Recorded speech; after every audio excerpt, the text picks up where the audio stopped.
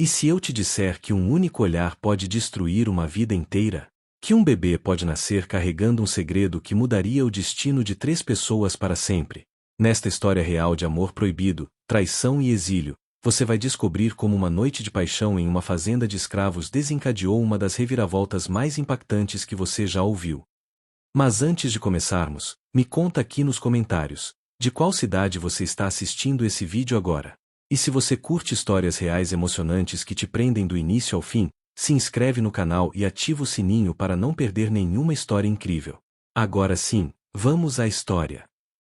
O sol despencava como chumbo derretido sobre os canaviais da fazenda Santa Cruz, mas não era o calor que fazia o coração de Helena bater descompassado naquela tarde de março. Casada há 3 anos com o coronel Augusto Mendes, homem temido em toda a região, dono de terras que se perdiam no horizonte e de centenas de almas escravizadas, ela carregava um segredo que queimava mais que qualquer brasa. Suas mãos tremiam enquanto acariciava o ventre ainda discreto, escondido sob as camadas de renda do vestido importado. O filho que crescia ali dentro não era do marido. Era de Samuel. Samuel. O nome ecoava em sua mente como uma oração proibida. Ele trabalhava nos campos desde os 10 anos. Seus olhos cor-de-mel se destacavam como 2 brasas vivas em meio ao rosto marcado pelo sol implacável. Foi durante uma das ausências prolongadas do coronel, em suas viagens para a capital, que Helena o viu realmente pela primeira vez. Não como propriedade, mas como homem. Começou com olhares furtivos na casa grande quando ele subia para reparar as janelas. Depois, conversas sussurradas no celeiro ao entardecer. E então, sob o luar que tornava tudo perigosamente possível, seus corpos se encontraram com uma urgência que desafiava todas as leis, divinas e humanas. O coronel Augusto retornou de sua última viagem exultante. Helena havia lhe dado a notícia da gravidez com a voz embargada, não de alegria, mas de pânico contido. Ele a abraçou com força bruta, aquelas mãos que assinavam sentenças de açoite agora pousadas sobre o ventre que guardava a traição mais absoluta. Finalmente um herdeiro, bradou ele, ordenando que os sinos da capela fossem tocados. A fazenda inteira foi forçada a celebrar. Helena observava tudo de sua varanda, o cálice de vinho tremendo entre seus dedos, enquanto seus olhos procuravam Samuel entre a multidão de rostos escravizados. Quando finalmente o encontrou, viu que ele também olhava para ela, e naquele instante silencioso, ambos compreenderam a magnitude do abismo que se abria diante deles. Os meses seguintes foram um tormento calculado. Helena precisava manter as aparências, suportar os toques possessivos do coronel, sorrir nas visitas das senhoras da sociedade local que vinham abençoar o ventre promissor. À noite, em segredo, arriscava-se nos encontros com Samuel nos limites da propriedade, onde a escuridão os engolia e, por breves momentos, podiam fingir que eram apenas 2 seres humanos que se amavam. Ele acariciava seu ventre com uma reverência que o coronel jamais demonstrara, sussurrando promessas impossíveis de um futuro que ambos sabiam ser apenas fantasia. Se for menino, terá olhos como os meus, disse Samuel certa noite, sem saber que estava profetizando sua própria ruína. Helena chorou em seus braços, não de alegria, mas de um terror premonitório que lhe gelava os ossos. O tempo não perdoa, e os segredos têm o peso de pedras que afundam até o fundo mais escuro. Helena entrou em trabalho de parto em uma noite de tempestade, quando os trovões pareciam anunciar o juízo final. As parteiras trabalharam por horas enquanto o coronel caminhava impaciente no andar de baixo, bebendo conhaque e imaginando o menino robusto que perpetuaria seu nome e seu legado de poder. Quando finalmente o choro do bebê rasgou o ar, Augusto subiu as escadas de 2 em 2 degraus, o coração inflado de orgulho paternal. Mas ao entrar no quarto e ver a criança nos braços de Helena, seu sangue gelou. O bebê chorava com força, e quando abriu os olhos pela primeira vez, eles eram inconfundivelmente dourados como mel, exatamente como os olhos de Samuel. O mesmo formato do rosto, o mesmo tom de pele que destoava dos traços dos Mendes. O silêncio que se seguiu foi mais ensurdecedor que qualquer grito, e Helena soube, naquele instante devastador, que sua vida de privilégios havia terminado e que o inferno estava apenas começando. O coronel Augusto Mendes permaneceu paralisado por longos segundos que pareceram eternidades. Seus olhos percorriam cada traço do recém-nascido, o nariz ligeiramente largo, os lábios cheios, aqueles olhos dourados que brilhavam com uma verdade irrefutável. As parteiras recuaram instintivamente, sentindo a mudança súbita na atmosfera, como animais que pressentem a tempestade. Helena apertava o bebê contra o peito, seus braços trêmulos formando um escudo inútil contra o que sabia estar por vir. O silêncio foi quebrado pelo som do copo de cristal se estilhaçando contra a parede, arremessado com uma violência que fez todas as mulheres presentes saltarem de susto. De quem é essa criança? A voz de Augusto saiu baixa, quase sussurrada, mas carregada de uma ameaça mortal que era mais assustadora que qualquer grito. Helena não conseguia encontrar palavras. Sua boca abria e fechava como a de um peixe fora d'água, enquanto lágrimas começavam a escorrer silenciosamente por seu rosto pálido. O coronel deu 2 passos em direção à cama, sua figura imponente projetando uma sombra gigantesca sobre mãe e filho. Eu perguntei de quem é essa criança, rugiu ele agora, e o bebê começou a chorar com mais intensidade, como se já compreendesse o perigo. As parteiras fugiram do quarto em debandada, deixando Helena sozinha para enfrentar a tempestade de fúria que se aproximava. Augusto, por favor, deixe-me explicar. Helena tentou, mas as palavras morreram em seus lábios quando viu o olhar do marido. Havia algo mais assustador que raiva naqueles olhos, havia traição, humilhação, o orgulho ferido de um homem poderoso que acabará de descobrir que fora feito de tolo diante de toda a fazenda, de toda a região. Ele a havia exibido grávida como um troféu, anunciado seu herdeiro, tocado os sinos. E agora, segurando aquela criança de pele morena e olhos dourados, toda a verdade se revelava em cores vívidas e inegáveis. Diga o nome, exigiu Augusto, sua voz agora perigosamente calma. Diga o nome do cão que ousou tocar na esposa de Augusto Mendes. Helena sabia que não havia escapatória. Samuel seria morto de qualquer forma, o coronel tinha homens por toda a fazenda, e descobriria a verdade torturando cada escravo se necessário. Talvez, apenas talvez, se ela confessasse agora, ele pouparia a vida de Samuel, enviando-o para longe. Era uma esperança tola, mas era tudo que ela tinha. Samuel, sussurrou ela finalmente, sua voz quebrando. Samuel dos Campos. Augusto ficou imóvel, como se tivesse levado um soco. Conhecia Samuel, claro, era um dos escravos mais produtivos, nunca causará problemas, sempre obediente. E agora aquele nome, aquele rosto queimado de sol, aqueles olhos dourados estavam para sempre associados à maior humilhação de sua vida. O coronel saiu do quarto sem dizer uma palavra, mas o som de suas botas pesadas nas tábuas do corredor era mais aterrorizante que qualquer ameaça verbal. Helena ouviu gritos lá embaixo, ordens sendo latidas, o som de homens correndo. Ela segurou o bebê com força, sussurrando pedidos de perdão a Deus e ao filho que acabará de trazer a este mundo de dor. Não demorou muito até que ouvisse o que temia, Samuel sendo arrastado para o centro do terreiro, cercado por capangas armados do coronel. Da janela de seu quarto, Helena podia ver tudo, Samuel de joelhos, confuso a princípio, depois apavorado quando o coronel se aproximou e gritou a verdade para todos ouvirem. Esse escravo sujou minha casa, contaminou minha esposa, gerou um bastardo sob meu próprio teto. A fazenda inteira foi convocada a testemunhar. Centenas de escravizados foram forçados a formar um círculo ao redor de Samuel, obrigados a olhar enquanto o coronel decidia seu destino. Helena desceu as escadas correndo, ainda sangrando do parto, o bebê nos braços, implorando por misericórdia. Mate-me também então, ela gritou, caindo de joelhos diante do marido. Foi culpa minha, não dele. Eu o seduzi, eu o forcei. Ele não teve escolha. Era mentira, ambos sabiam, mas Helena estava disposta a assumir toda a culpa se isso salvasse Samuel. O coronel a olhou com tal desprezo que ela sentiu fisicamente, como uma chicotada. Você não merece morte rápida, disse ele friamente. Você merece viver com a vergonha do que fez. E então, virando-se para seus homens, deu a ordem que mudaria tudo. Tirem-nos daqui. Ambos. Com a criança. Quero que saiam de minha propriedade antes do amanhecer. Se eu vê-los novamente, mato os 3. A noite caiu sobre a fazenda Santa Cruz como um sudário negro, mas para Helena e Samuel, foi a noite mais longa de suas vidas.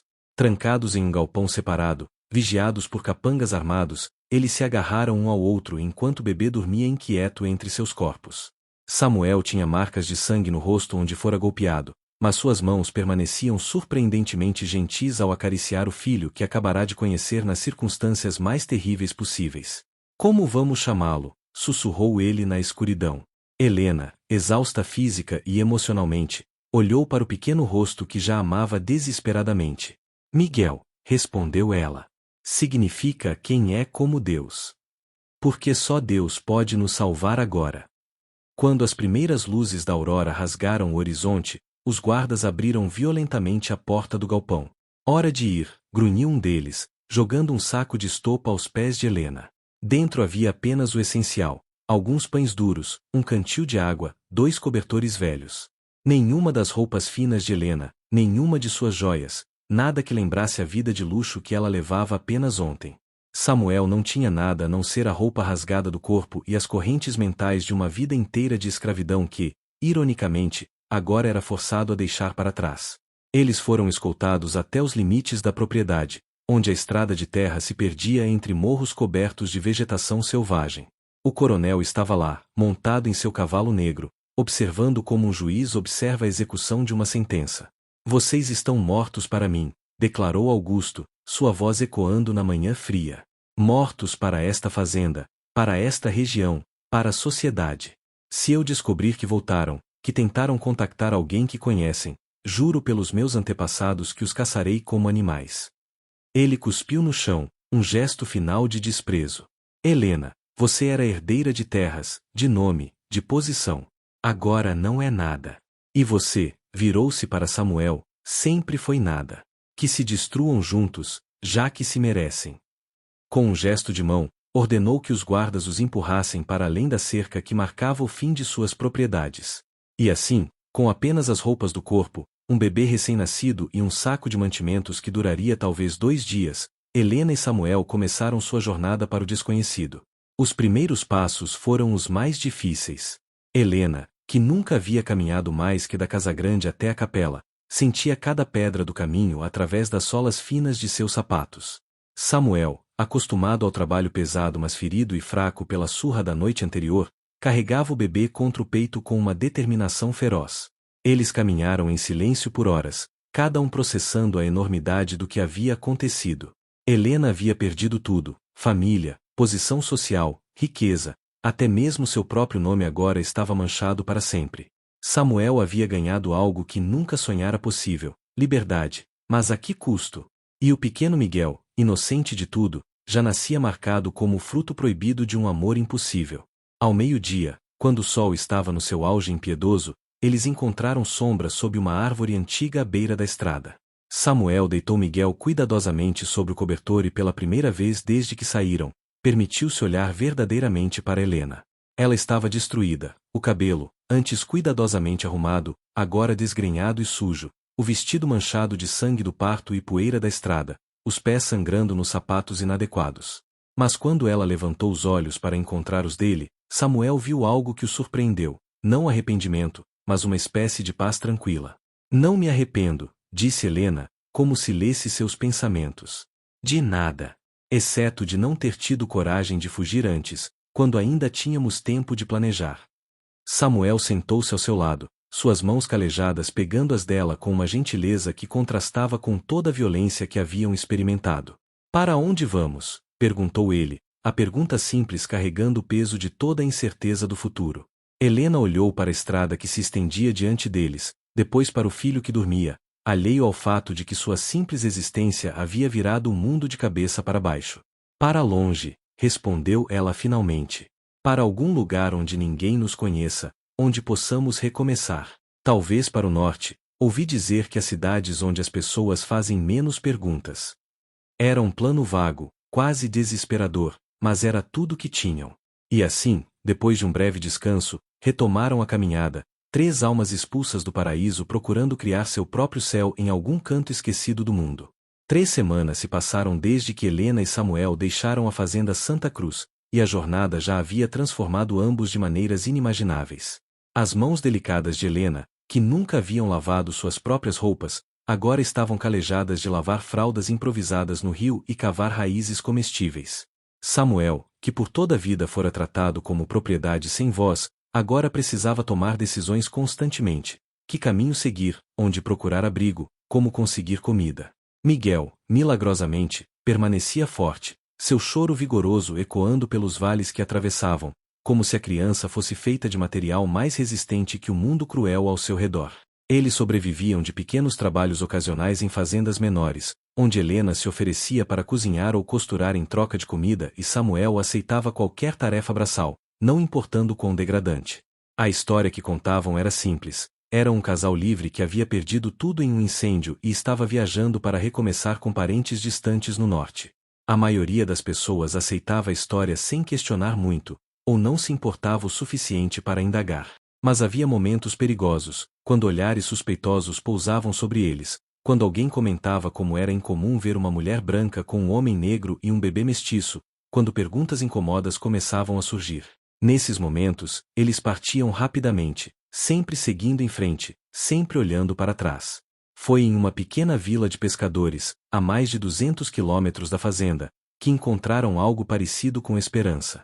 Um velho carpinteiro, de olhos bondosos e mãos nodosas do trabalho de uma vida inteira, ofereceu a Samuel um emprego permanente. Preciso de alguém forte e disposto a aprender, disse o velho José, observando como Samuel examinava as ferramentas com curiosidade respeitosa. E vocês, virou-se para Helena e Miguel, parecem precisar de um lugar para ficar. A oferta era simples. Samuel trabalharia na carpintaria, e em troca receberia um pequeno quarto nos fundos da oficina, modestas refeições, e um salário mínimo. Para quem havia dormido ao relento e comido raízes por semanas, era como se lhes oferecessem um palácio. O quarto era minúsculo, mal cabendo o colchão de palha no chão e um caixote que servia de berço para Miguel. As paredes eram de madeira crua e o teto vazava quando chovia forte. Mas quando fecharam a porta naquela primeira noite, Helena e Samuel se abraçaram e choraram, não de tristeza, mas de um alívio tão profundo que doía. Temos um teto, sussurrou Helena, sua voz embargada. Miguel tem um lugar seguro para crescer. Samuel assegurou com mais força, seu queixo descansando no topo da cabeça dela, e pela primeira vez desde que foram expulsos, permitiu-se sentir algo além de medo constante. Era gratidão. Era amor. Era a minúscula semente de esperança de que talvez, apenas talvez, pudessem construir algo a partir das cinzas. Os meses seguintes foram de adaptação dolorosa mas transformadora. Samuel descobriu um talento natural para a carpintaria. Suas mãos que antes apenas seguravam enxadas agora criavam coisas belas, cadeiras, mesas, brinquedos de madeira. O velho José era paciente, ensinando não apenas o ofício, mas tratando Samuel com uma dignidade que ele nunca havia experimentado. Helena, por sua vez, estabeleceu-se como costureira na vila, consertando roupas e fazendo vestidos simples para as mulheres locais. O dinheiro era pouco, mas era deles, ganho com seu próprio suor, não manchado pelo sofrimento de outros.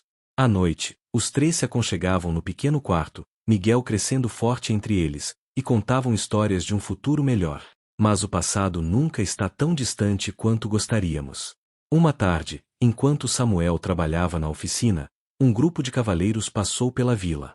Eram caçadores de escravos fugitivos, homens brutais que ganhavam a vida rastreando e devolvendo pessoas que ousavam buscar liberdade. Eles pararam para interrogar os moradores, mostrando retratos desenhados, fazendo perguntas. Samuel os viu da janela da carpintaria e seu sangue gelou. Não havia retratos dele, nunca foi importante o suficiente para ter sua imagem registrada. Mas e se alguém da fazenda Santa Cruz tivesse espalhado a história? E se o orgulho ferido do coronel Augusto exigisse vingança? Aquela noite, ele segurou Helena e Miguel mais apertado que nunca, sabendo que a sombra de seu passado ainda os perseguia, e que a verdadeira liberdade talvez fosse algo que nunca alcançariam completamente. Mas olhando para o rosto pacífico de Miguel adormecido, Samuel fez uma promessa silenciosa. Lutaria até o último suspiro para dar a esse menino uma vida melhor que a sua, uma vida onde pudesse ser simplesmente humano, não propriedade, não segredo, mas filho amado de pais que desafiaram o mundo por ele. 5 anos se passaram como águas de um rio que ora corre manso, ora turbulento. Miguel crescia forte e curioso, seus olhos dourados agora brilhando com inteligência viva enquanto corria pelas ruas da pequena vila pesqueira que se tornará seu lar. Samuel havia se estabelecido como carpinteiro respeitado, e quando o velho José faleceu pacificamente em seu sono, deixou a oficina para o homem que considerava o filho que nunca tivera. Helena transformará o quartinho dos fundos em um lar verdadeiro, cortinas costuradas à mão nas janelas, flores silvestres em jarros de barro, o cheiro de pão fresco enchendo o ar toda manhã. Para quem os observasse de fora, eram apenas mais uma família humilde tentando sobreviver com dignidade. Mas as cicatrizes do passado nunca desapareceram completamente. Helena acordava às vezes no meio da noite, suada e trêmula, sonhando que estavam sendo arrastados de volta para a fazenda, que Miguel era arrancado de seus braços. Samuel mantinha sempre uma bolsa escondida sob o assoalho com dinheiro economizado, mantimentos secos e documentos falsos que haviam comprado de um escrivão corrupto, preparação para uma fuga que esperava nunca precisar executar. E Miguel, mesmo sem entender completamente, percebia a tensão que às vezes enrijecia os corpos de seus pais quando estranhos chegavam à vila, a maneira como Helena o mantinha perto quando homens a cavalo passavam pela estrada principal. A vila, por sua vez, havia gradualmente aceitado a família peculiar. Havia sussurros, claro, sempre havia. Comentários sobre como Helena devia ter caído muito baixo para estar com um negro, especulações sobre a verdadeira história por trás daquele casal improvável. Mas a bondade genuína de Samuel conquistara até os mais céticos, e as habilidades de costura de Helena eram valorizadas demais para que as mulheres locais a rejeitassem completamente. Miguel era amado pelas crianças da vila, que não viam cor, apenas um companheiro de brincadeiras que escalava árvores mais alto e contava as melhores histórias. Era uma aceitação frágil, construída sobre fundações que podiam desmoronar a qualquer momento, mas era mais do que eles jamais ousaram esperar. Foi durante a festa de São João, quando a vila inteira se reunia ao redor da fogueira para celebrar, que o momento mais temido finalmente chegou. Um homem elegantemente vestido, claramente de posses, chegou à vila fazendo perguntas sobre um carpinteiro excepcional de quem ouvirá falar. Queria encomendar móveis para sua nova casa na capital e fora recomendado a procurar Samuel. Quando finalmente se encontraram, o homem estudou Samuel com uma intensidade perturbadora. "Conheço você de algum lugar?"